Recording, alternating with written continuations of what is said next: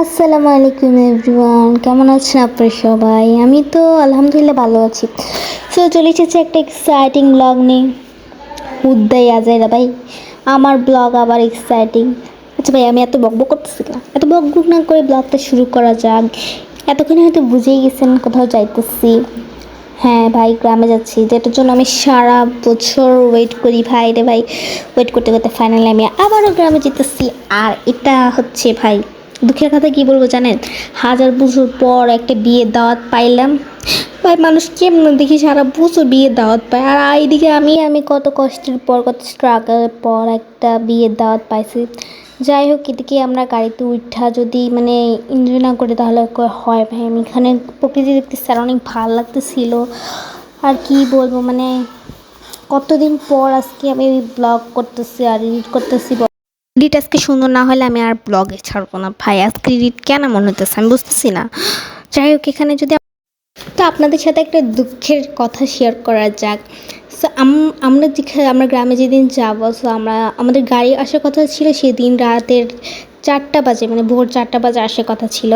তো সেই গাড়ি আসছে দুপুর 2টা বাজে। আর এদিকে তো আমরা রাতের 3টা বাজে উঠে সবাই একদম রেডি হয়ে বসেছিলাম।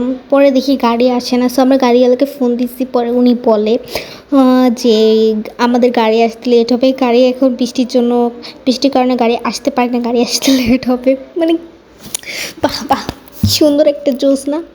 তারপরে তো আমরা একদম হতবাক হই, কী করব। আমরা সেদিন আর কিছু করতে পারি না। পরে যাই, গাড়িতে উঠছি আলহামদুলিল্লাহ, সব ঝড়টা পাড়ি দিই। তারপরে আমাদের প্রচুর খিদা লাগছে। পরে খিদা লাগছে আর একটা উনি তেলনার জন্য এক জায়গায় দাঁড়াইছিল। সো ওইখানে একটা রেস্টুরেন্ট ছিল। তো আমরা ওইখান থেকে এই খাবারগুলো কিনে, যেগুলো এগুলো অনেক টেস্টি ছিল ভাই। এই ম্যাঙ্গো ফ্লেভার কেকটা আমি ফার্স্ট টাইম ট্রাই করছি, বাট এটার টেস্ট উফ, জাস্ট ওয়াও। আমি মানে আবার যদি যেতে পারি আমি আবার ট্রাই করবো এটা। পিৎজাটাও আরও বেশি মজা ছিল। তারপর দেন যাইতেছিলাম আবারও। আর এদিকে দেখতেছিলাম যে বন্যার কারণে পুরো সব রাস্তাঘাট একদম ভাঙ্গা চূড়া, কি একটা অবস্থা হয়ে আছে। আর এখনও ঘর বাড়ি সব একদম ডুবে আছে, যেটার পর বলার বাসা নাই। আমরা যাওয়ার পর থেকে আবার বৃষ্টি শুরু হয়েছে, এরপর থেকে আবারও সেই বন্যা শুরু হইতেছে, মানে একদম পানি আরও বেড়ে যেতেছে। এই আর কি, এই বৃষ্টির কারণে আমি শান্তিতে একটু দাওয়াটাও খাইতে পারলাম না, বাট এনজয় করছি অনেক। এবার আমরা খুব অল্প সময়ের জন্য গ্রামে গেছিলাম। সো সো এদিকে আমি রেডি হয়েছি। এর পরের দিন ক্লিপ হচ্ছে এগুলো, আমি বৃহস্পতিবার গেছিলাম গ্রামে। তো বিয়ের সব কসমেটিক্স এগুলো তো মাস্ট বি থাকতে হয় সব বিয়েতে। মানে কী বলবো, আমি ভয়েস বলছিলাম, আমি সব উল্টোপাল্টা হয়ে যাচ্ছে, আই এম সরি। আর কেউ একটু মিস করারও নাই যে বলবে তাড়াতাড়ি ভিডিও দাও না, যাক্কা পারতেন, কী করার আছে আমার। আর এদিকে আমার ভয়েস ওভার দিতে গেলে মাথা ব্যথা করে ঘুম আসে, আর কি যে হবে আল্লাহ জানে। আর এবার আমি বৃষ্টির কারণে একটু শান্তিতে ভিডিও করতে পারি না, কোনো ক্লিপই নেই আমার তেমন বেশি।